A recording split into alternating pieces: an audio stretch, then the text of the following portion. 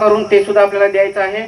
परंतु 1500 स्क्वेअर फूटपेक्षा जर जास्त अतिक्रमण असेल ते तर अतिक्रमण काढण्यात येणार आहे. ही योजना अत्यंत चांगली आहे. आपल्याला त्यासाठी ग्रामपंचायत जी आहे, ग्रामीण भागाचा विषय जर असेल, ग्रामपंचायतीमध्ये ग्रामसेवकाकडे आपल्याला अर्ज करायचा आहे.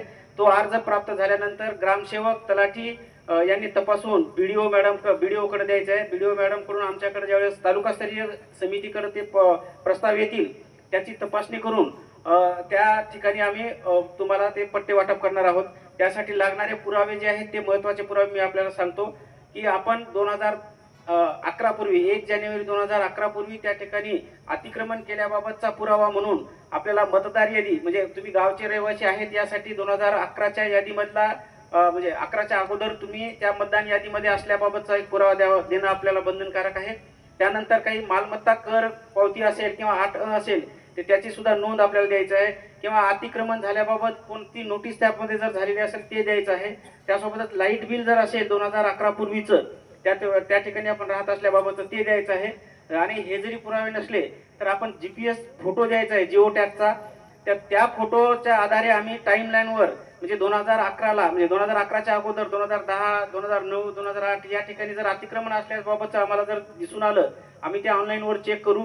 ते चेक केल्यानंतर जर तुमचा पुरावा जर त्याचा स्पष्ट होत असेल तर त्यासाठी 500 स्क्वेअर फूट पर्यंत मोफत आणि 501 पासून ते 1500 स्क्वेअर फूट पर्यंत शासनाकडून 10% रक्कम आकारून तुम्हाला आम्ही ते जागा आम्ही तुमच्या नावावरती करणार आहोत.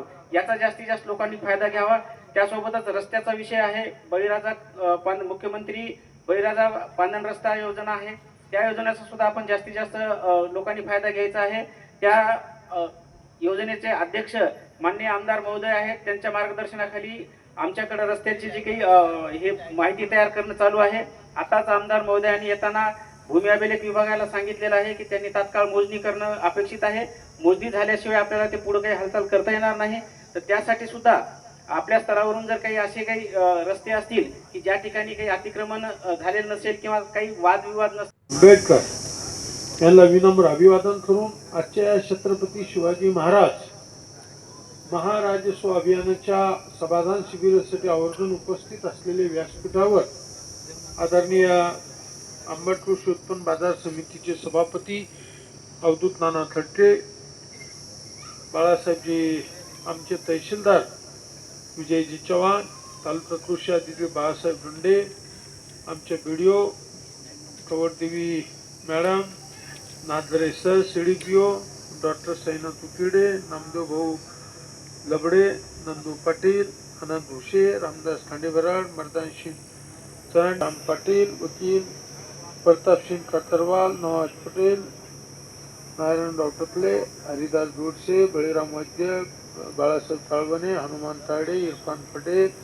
दादाराव दोडसे, व्यासपीठावर उपस्थित असलेले सर्व मान्यवर, कुणी राहिलं तर माफ करा, आज जरा तब्येत बरोबर नाहीये, सर्दी खूप झाली, तापही जास्त. सर्व कर्मचारी वर्ग, ज्येष्ठ वडीलधारी आणि भगिनींनो, खरं म्हणजे आजचा दिवस हा या राज्याचे मुख्यमंत्री आदरणीय देवेंद्र फडणवीस साहेब आणि महसूल मंत्री आदरणीय बावनकुळे साहेब यांच्या नेतृत्वामध्ये राज्यभर छत्रपती शिवाजी महाराजस्व अभियान म्हणजेच सगळ्या योजनेचा लाभ तुम्ही बसलेल्या लाभार्थीला मिळाला पाहिजे यासाठी रोहिलागडमध्ये सुरुवात केली. तहसीलदार साहेबांचं कौतुकही झालं, त्यांचा सत्कारही झाला. खरं म्हणजे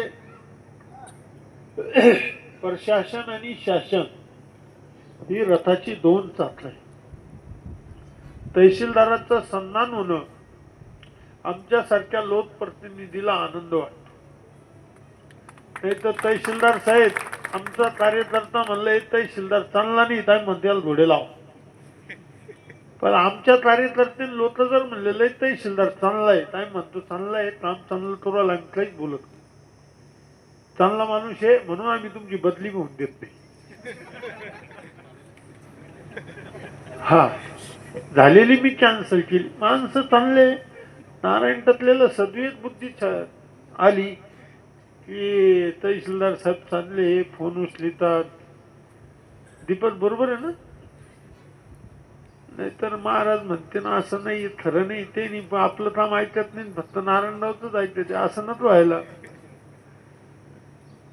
अंबड बदनापूर विधानसभेचे लोकप्रिय आमदार नारायण भाऊ कुचे, आपल्या अंबड तालुक्याचे लोकप्रिय तहसीलदार, अधिकाऱ्यांना लोकप्रिय म्हणण्याचं कारण असं आहे की तालुक्यामध्ये त्यांनी रेती आसन इतर सर्वच कामांना आता सांगितल्याप्रमाणे गावकऱ्यांनी नारायणरावने जे त्यांचा सत्कार केला, त्याच्यामुळं सर्व या कार्यक्रमास उपस्थित अधिकारी वर्ग, आपल्या सर्कलमधून आलेले सर्व सरपंच, चेअरमन, सर्वच प्रतिष्ठित नागरिक, महिला भगिनी आणि तरुण मित्रांनो, तहसीलदार साहेब बोलल्यानंतर आमदार साहेबांना बोलणं अपेक्षित होतं, पण आमदार साहेबांनी नाना 2 मिनिट तुम्ही बोला.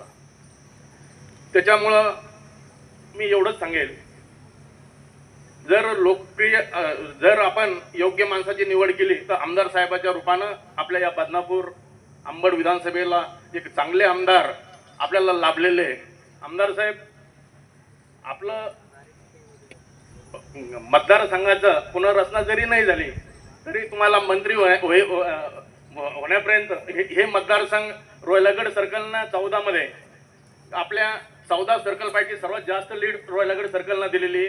दुसऱ्या वेळेस सुद्धा आपणच आघाडीवर होतो आणि तिसऱ्या विधानसभा याच्यामध्ये जे आरक्षणाचं वारं होतं याच्यात सुद्धा आपण 2 नंबरवर, या 14 विधानसभेपैकी रोयलागड सर्कलच 2 नंबरवर राहिलेलं आहे.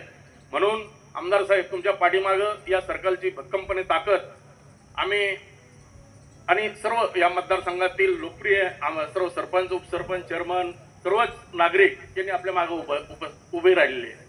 मित्रांनो, आमदार साहेबाच्या रूपानं तुम्ही जर बघितलं तर या रोयलागड सर्कलमध्ये सर्वांगीण विकासासाठी आमदार साहेब फक्त वाकुर्णी ते रोयलागड हा एक रस्ता आणि रोयलागड ते दाबरूळ फाटा ह्या रस्त्याचं रुंदीकरण एवढंच काम या मतदारसंघामध्ये जर आपल्या हातून घडलं, एवढंच. त्याचं सुद्धा मला माहिती आहे की आपण हायब्रिड R&D मध्ये तो रस्ता टाकला होता आणि मागच्या वेळेस एकाच रस्त्याला मंजुरी भेटल्यामुळं, नाही तर आपल्या हद्दीमध्ये कवडगावपासून तर पराड्यापर्यंत हा रस्ता होणार आहे.